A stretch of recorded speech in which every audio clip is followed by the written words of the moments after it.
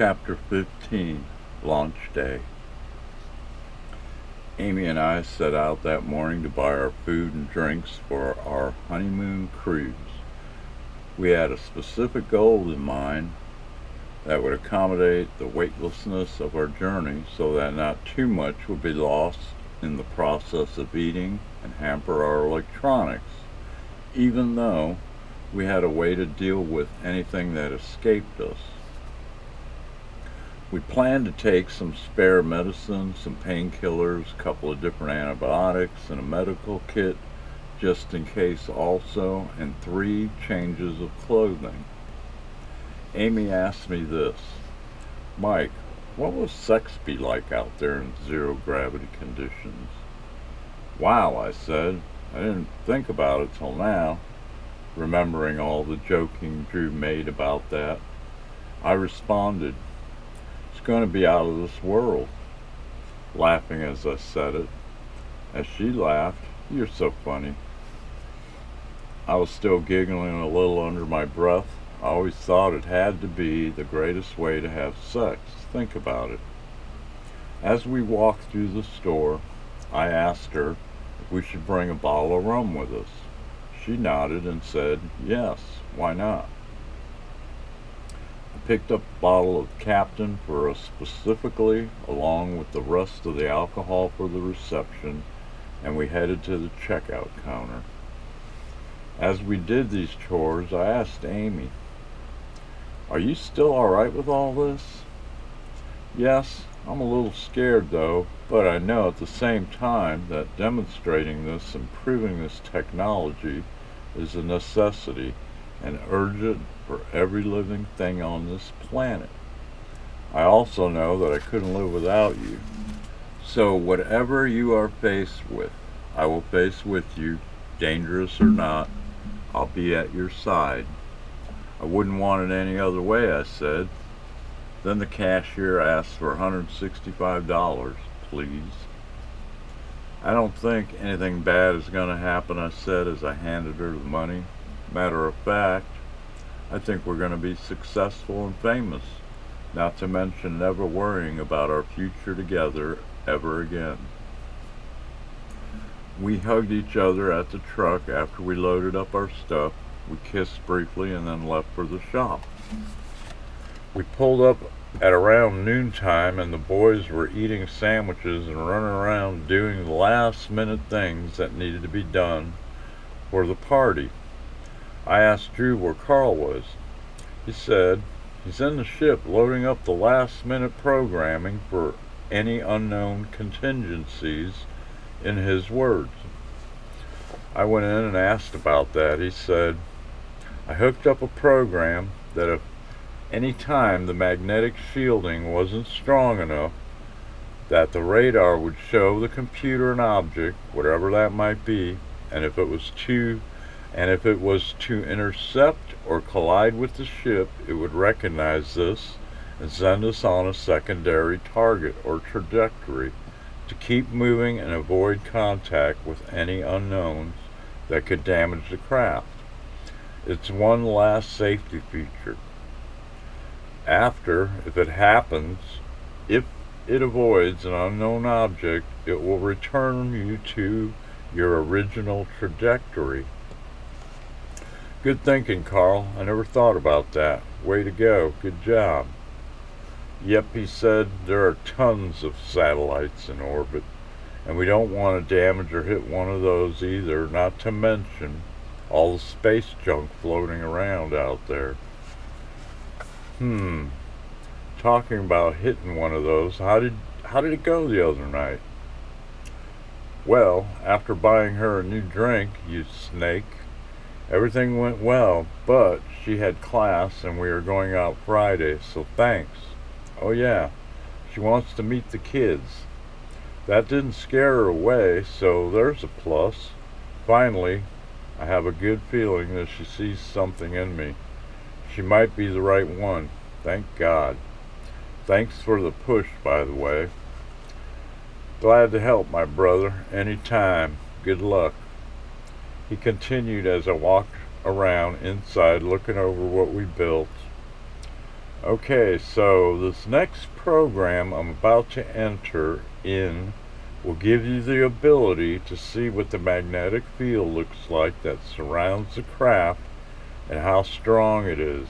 It'll show you all you need to know on a graph and a sort of a visual of it as it surrounds the ship through these sensors I mounted.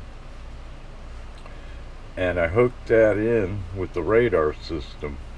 Not a big deal, and I should be done with all this in about a half hour. Excellent, I said. Then I asked, how long have you guys been at it? All night. Some of us 4 hours. Everyone had different amounts of time they spent today. This wasn't like a regular job putting in time for pay. There was no pay until it was all said and done. If it was successful. It would be some time till any of us received any return of our investments. So when we worked on this project, it was done as perfectly as could be, and more caution, more pride, and all I could say was, good job. Then Carl informed me, failure can kill someone. We have to be sure we don't lose the ship also. We all have a stake in this, and success has to be the outcome for all of us. I plan on retiring after this project and heading to some deserted island, hopefully with my new girlfriend and my children, or at least I hope to. Is she going to be here for the re-entry or the launch? I asked. Because at this point it was okay. No one could stop or hurt us after the launch, and there was room for her to witness this whole event also. I have to call her when she's off work. Go for it, I said. There's plenty of time. I want Carl to have what I have now, and he, out of all of us, deserves it the most, more than anyone. Any man that could keep his family together like he has done without a wife most definitely deserves a mate. Amy was loading up our supplies and talking with Drew. I approached Drew and asked him what he was doing. He said, well, I'm connecting the inside cameras to our comm so that we can see you and record what you are seeing for our documentation, and to keep an eye inside also. Just don't put it on the internet till the right time. Make sure, okay? He kept going. No problem. It's a group effort, right? You got it, I said. He continued. When you want them off, here's a switch for that. Are you sure it's not a dummy switch? I said comically. Nah, they're all good ones. I don't want you watching me taking a poop on the space toilet, I said. Nah, we're just gonna film Amy on the cam, not you, he said. I said, you asshole. He said it with such a straight face, then he finally burst out in laughter himself. Don't even tell Amy any of this, or else I won't get to know what it's like out there, butthead. I won't, he said. I was just joking. I wondered, then added, let me play with her head a little later when we communicate. We might need a laugh or two. I'll set it up and you'll know what to do. Okay, he said. I'll lead you up to it, then you take it and run with it by telling her you forgot to turn off the camera. Sounds like fun, I said. Drew and I played lots of jokes like this for many years at the shop during our work days on customers and the crew. It was all good fun. These were great memories. I went to find Magic to see if he was ready. He was here a minute ago. Drew said he went to answer the phone and walk around the back of the painting booth. I followed his path. I found him sitting on a bucket crying. I asked, what the hell is going on, Magic? He told me, My mom and pops were driving up 95 from Miami to go to my sister's house in Homestead for a visit when they had an accident on 95 and are now in critical condition in the hospital. I can't go with you, mates. I have to go see them. I was dumbfounded. I didn't know what to say for a minute or two. I'm sorry, I said. That's understandable. Well, wait till you get back, I uttered as tears were already welling up in my eyes. No, mate. We waited too long already, and we have to do this now, because now, with all the extra witnesses we are going to have here, we may not get another chance to do this setup this well. He paused. I'll stay till you guys are off and then leave. I can't hide this from our teammates. I'll have to gain my composure and tell everyone soon. I said, I don't think Amy and I can handle this with just the two of us. There are lots of systems to monitor. Amy walked around the corner of the building as we then filled her in on this tragic event. She started to cry as well, as she was told, while grabbing and hugging Magic and reassuring him things would be all right. She reiterated the same thing I had just said, and that was, we can't do this without you. You're the main man. Without you, we couldn't have gotten this far. First Carl and now you, she added. Knowing what this meant to him, we tried to talk our way into waiting for him, but he wasn't having any of it. Magic then, as calm as he could, specified the fact that all of the ship's systems were pretty much automated as best we could make it. We made up all the manuals you could ever need if there was a problem, and one person in theory could run the whole shebang. We even have certain parts we suspect we might need in case of an accident or emergency on board. You'll be all right. You aren't going too far, and once it's programmed, it will be automatic pretty much. He then added, so Amy would calm down, after this flight, I'm going to go with you when you get back.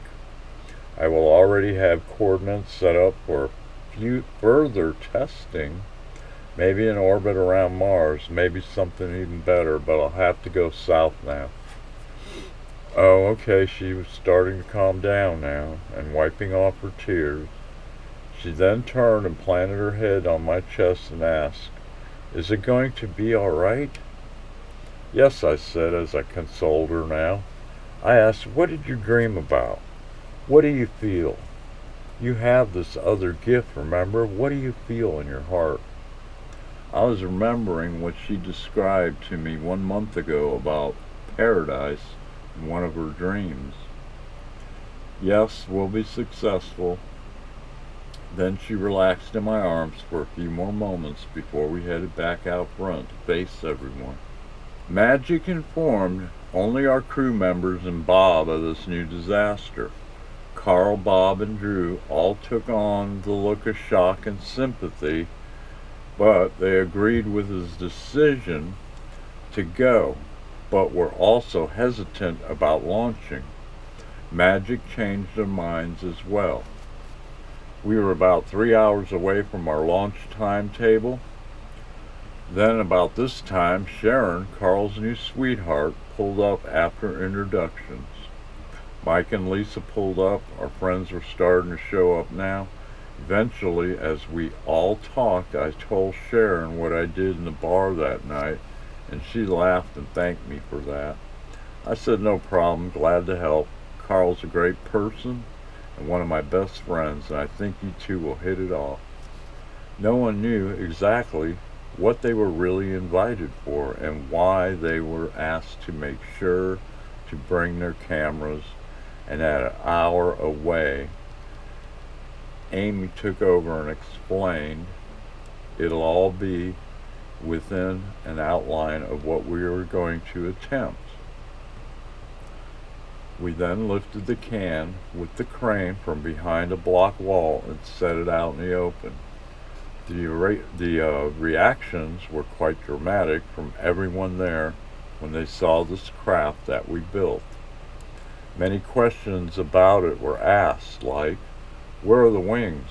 Where are the engines, rockets? In essence, they were sort of baffled. It seemed to everyone that it was some kind of prank or joke, and that they were waiting for the punchline. We explained it the best we could. Later, Amy filled Sharon in as they mingled among the food table, and after giving her an outline of everything, asked, "What do you think about this project?" she asked.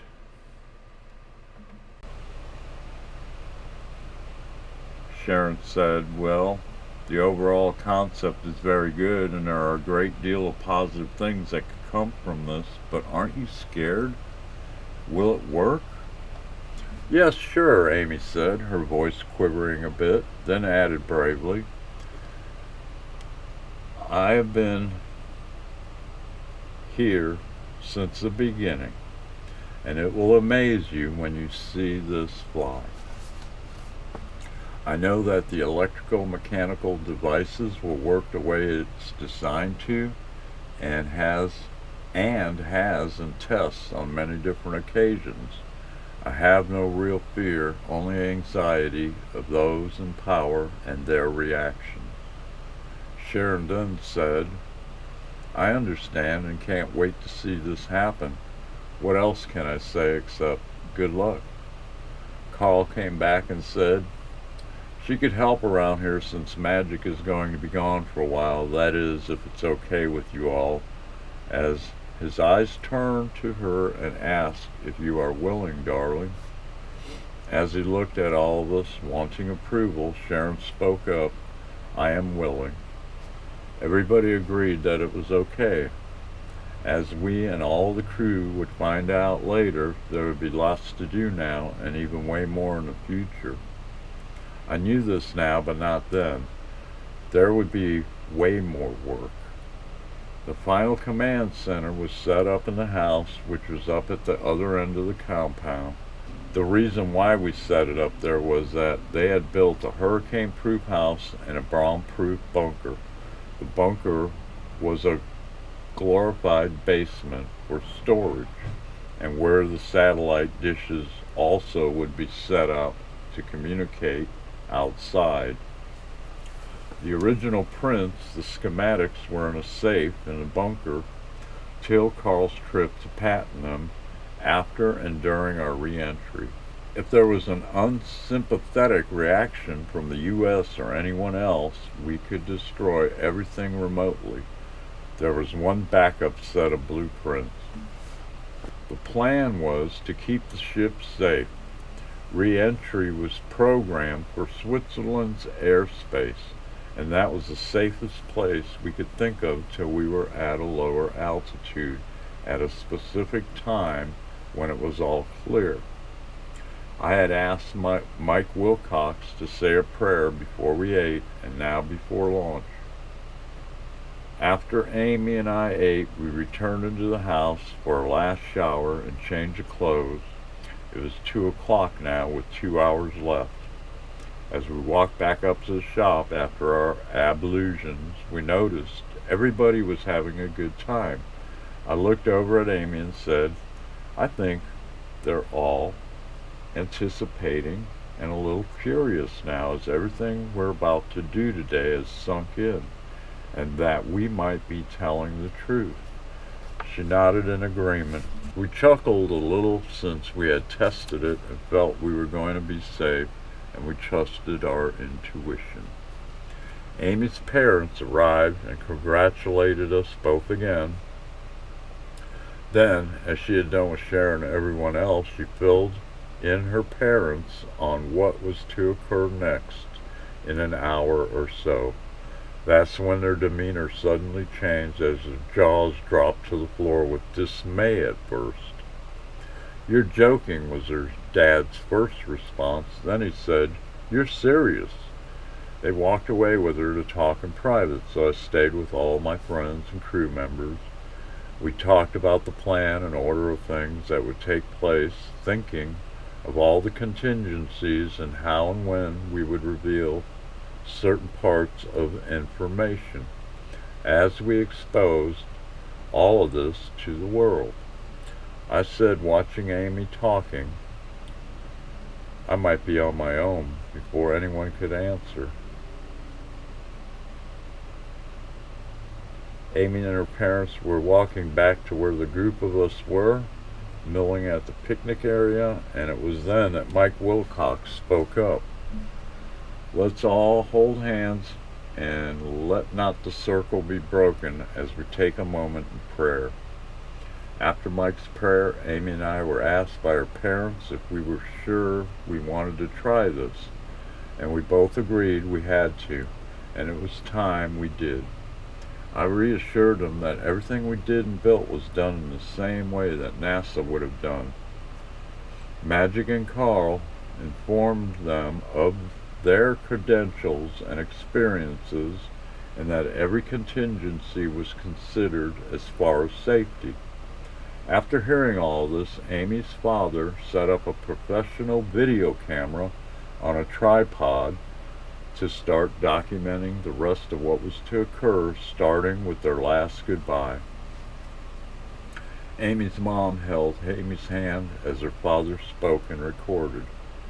After consideration of what you have told us and knowing what your vision is, we know that this is a game-changing event on such a grand scale. So now we have no option but to wish you good luck, and may God be with you and protect you. Then Amy's father looked at me and said, Godspeed, son. Keep Amy safe.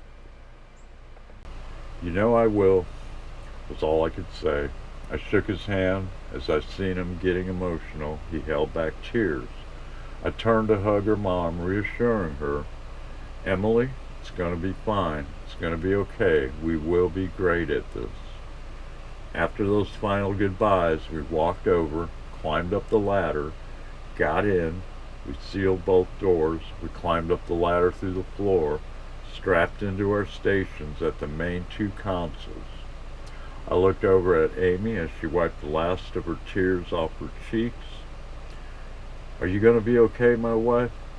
I'll be fine. It's as if their concerns rubbed off on me, that's all. Are you sure? Yes, let's do this, quickly. I now felt the pressure, and suddenly the weight on my shoulders seemed to increase with every passing minute. I didn't expect that. This was different from what I had dreamed about years ago. I had taken my wildest fantasy and turned it into reality, and that could come back and bite me in the ass.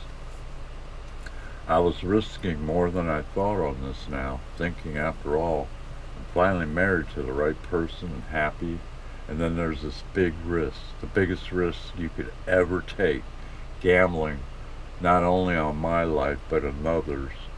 So, like in the past, I kept telling myself, nerves of steel, nerves of steel.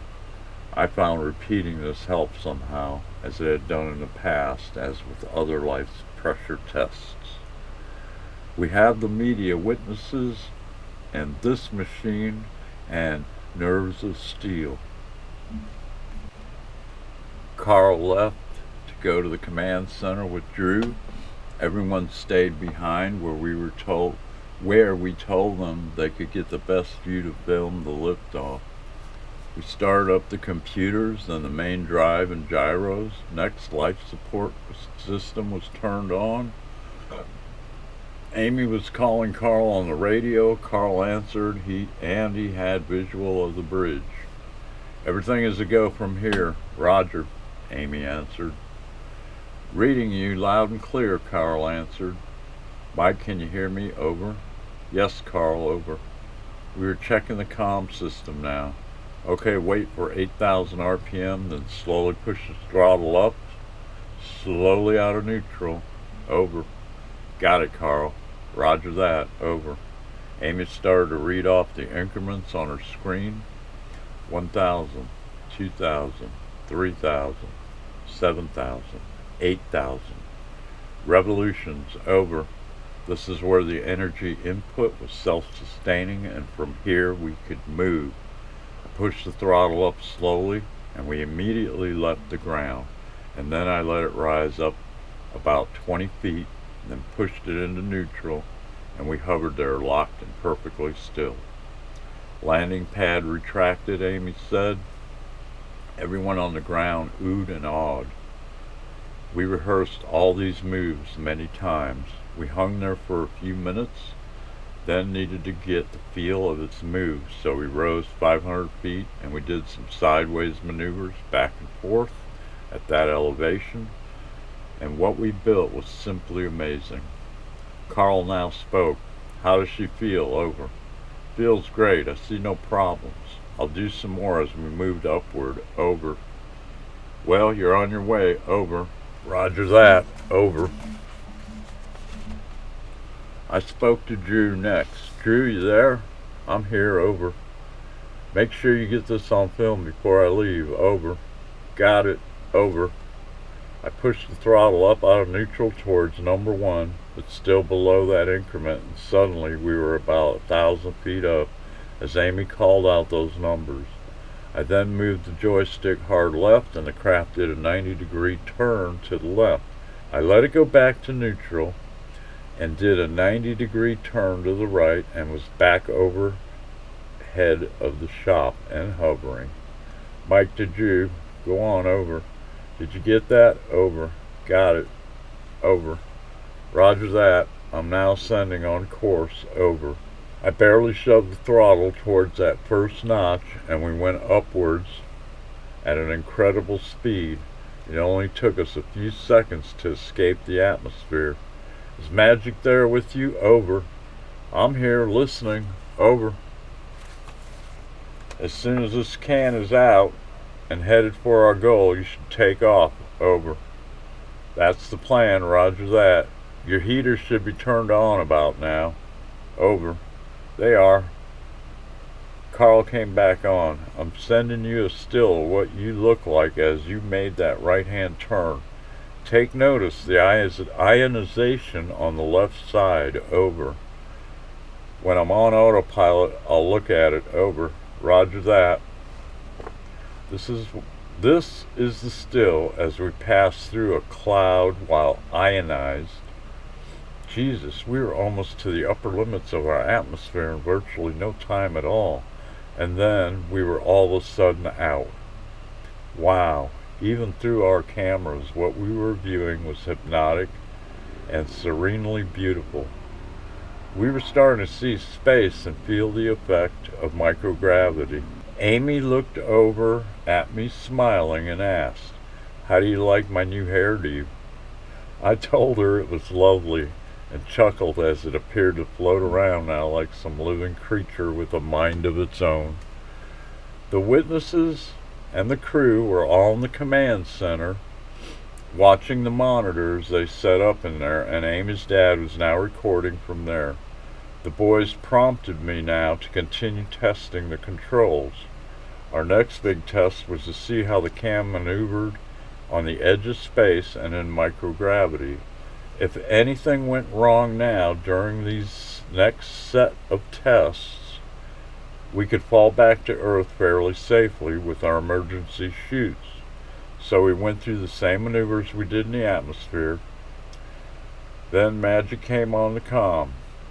Mike, test the re-entry mode. Push the throttle into neutral and slowly try to re-enter for 1,000 feet. Over. Got it. Roger that. Over. We had to see if it would come back in slowly since we didn't have any kind of heat shielding. We were relying on the ability of our ship to slow down at our will, working gravity like a brake. We dropped back down 1,000 feet without a hitch. Testing was positive, no overheating at all. Over. Magic came back. Roger that.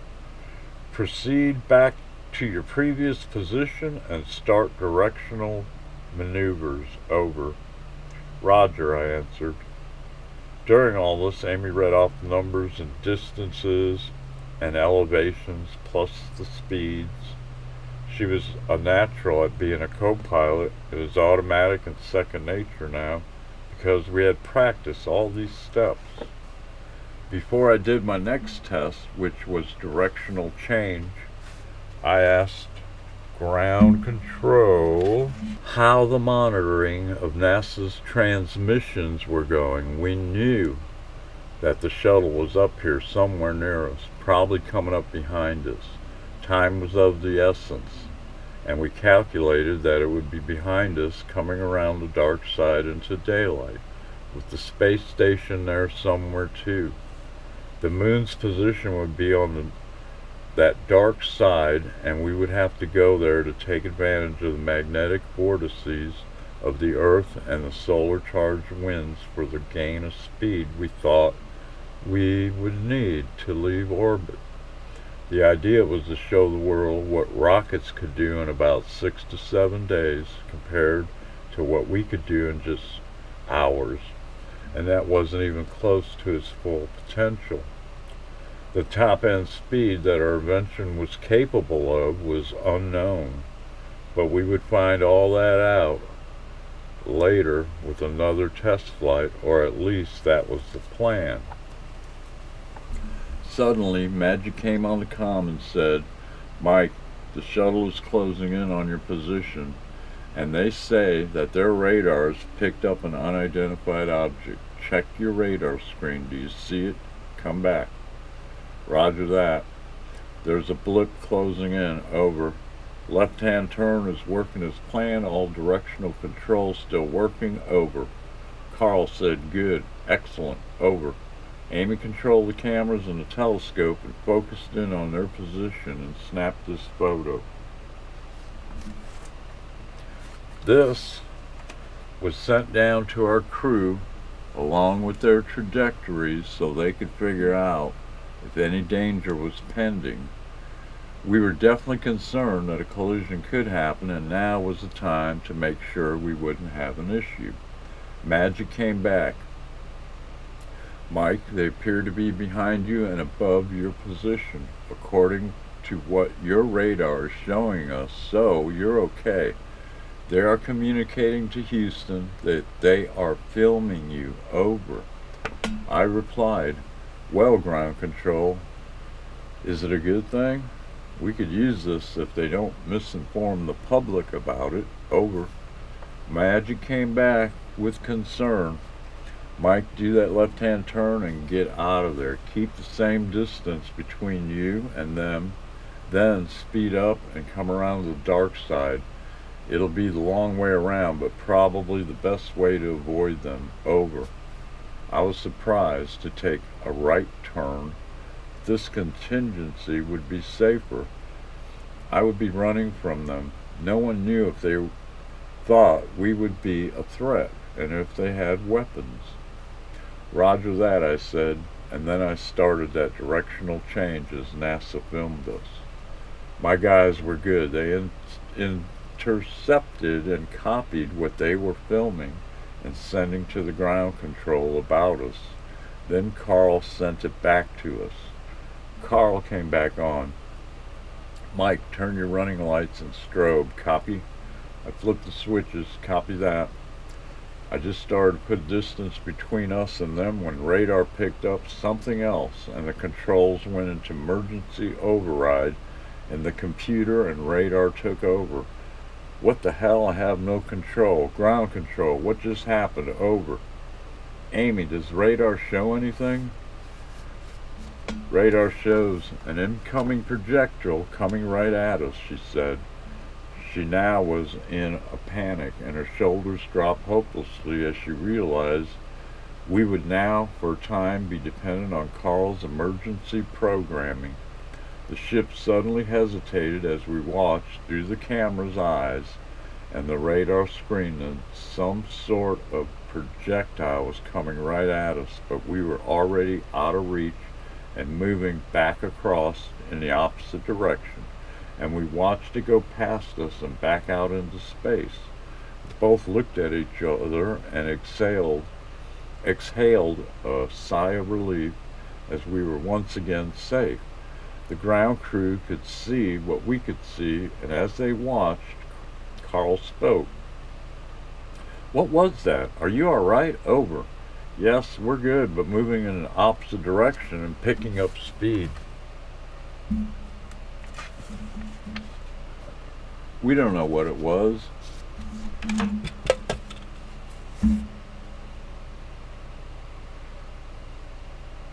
"Did you see it?" Over. We could see our screens more clearly than they could in real time. The ground crew were looking over our shoulder through another set of cameras. Amy seen it better than I did as I was watching other monitors. She said, "Roger, base, I got a good visual. It appeared to be a missile. Then on radar, another craft appeared out of nowhere. Copy. Over." Carl communicated, "We have unscrambled the shuttle's download to Houston as they film this, and we're uploading a copy directly so you can see it from their perspective. Give us a couple of minutes, but first go into manual override. Copy." "Copy that." Over. What we didn't know is that everything we sent or received along with NASA's information was hacked into by others out there monitoring these transmissions and would be used later as hoaxes and proof of who they thought we were. This would come to light years later to my ground crew. We would be labeled as a UFO. People would also claim that the government was using advanced particle beam weapons against UFOs, which was entirely false. They would also get the picture that I downloaded and claimed that the shuttle was being shadowed by a UFO, which was also false. In reality, we were the ones being shadowed and shot at. But I wonder why they didn't keep following us with their cameras. It looked as if they had the same capability. What I was thinking as I reviewed this again was, at the time, the distance we had traveled in a few seconds put us out of range. Amy and I wouldn't learn most of this till later, years later, but my crew would see these falsehoods on the internet in a few months. My hindsight would allow me to insert this into my doc at this time. But what is this time? Here's what they filmed with the false information after it was posted on the net.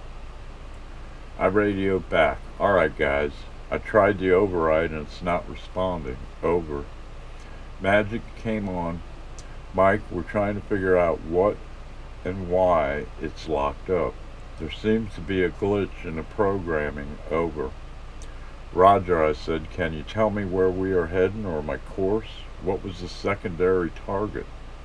"Mike, Carl's doing the calculations and should have an answer for you soon." Over.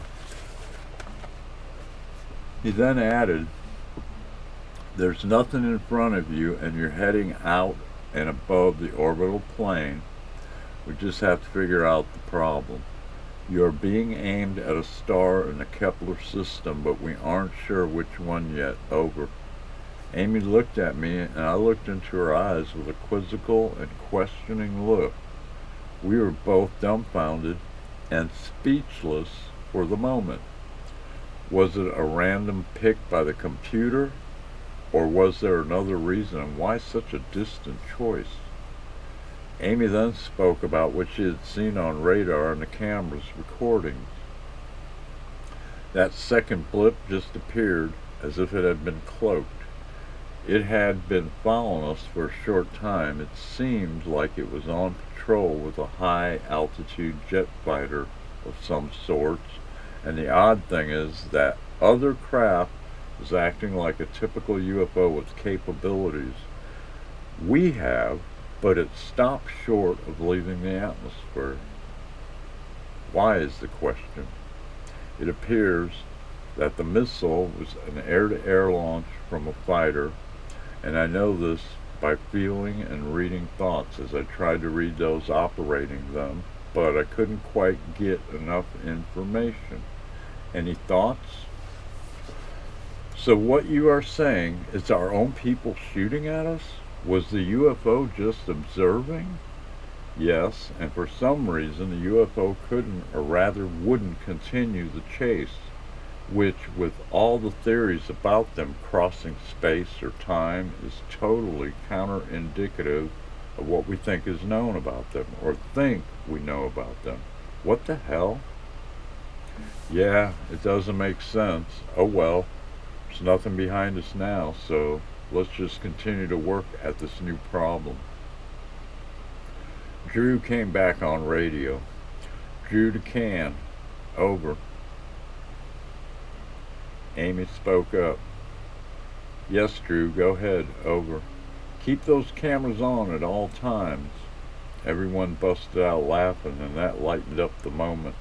Then Amy said sarcastically, they're gonna be turned off all right, so you'll never know, because I ain't telling you shit about what it's like, as she rubbernecked her dispassion at him, knowing he could see her. Then in a whisper tone said, idiot. Never expecting an answer, added, like we've had the time. He replied, I resemble that remark. As all of them were chuckling, she heard that they were all laughing, so quick on her feet replied, yes, you do resemble that remark, then asked, are the on and off switches dummies? Damn, girl, you're quick. All of us were giggling now, and that helped, as he reassured her. Then, as all calmed down, he added, nah, they're real. They're real switches. Just joking with you. We'll have this figured out soon, so just relax. Magic came on. There's nothing of any danger right now in front of your ship. You won't intersect with any asteroids, mates. So don't worry, you'll be safe. Over. I got back on then. All right, roger that. Carl added, we're going to examine everything we can here and check the computers for any failures or errors. Also, we will be trying to see if we can figure out your heading, speed, and distance to where you are going. Once we figure that all out, we'll develop a plan. Also, we have to make sure that the can is recording your flight path trajectory. Over. Roger that, was all I could say at the time as I gazed at the stars. Magic came on a few minutes later. We'll do everything we can here, check the manuals, and come up with some stats, and we should have some answers by the time you do that. Over. Amy answered, roger that. Magic, you know that our communication equipment's capability is unknown past the orbit of the moon's distance. Over. We know. Over. At this distance, they would still be able to access our computers and have a visual on us for a while, but what all of us didn't really know is for how long after that. This was unknown territory. We knew our radios could only reach a certain distance. We had no idea how far past the moon we could communicate once we went past that distance. Not to mention that the ship seemed to definitely operate on its own and was going in the opposite direction. Amy was the first to notice a slight lag time in our communications. Magic, after this problem is fixed, you better take off and see your parents. Over. The time lag was noticeable now. Will do, was his response, and thank you guys for being there. I'm staying here with you for now, and I'm not leaving till this is fixed, mates. We both looked at each other calmer and knew we had lots of extra work to do now, checking our systems for errors and any damage.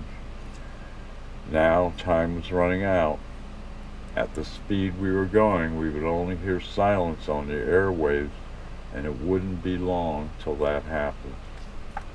Next, Chapter 16, The Wow Factor.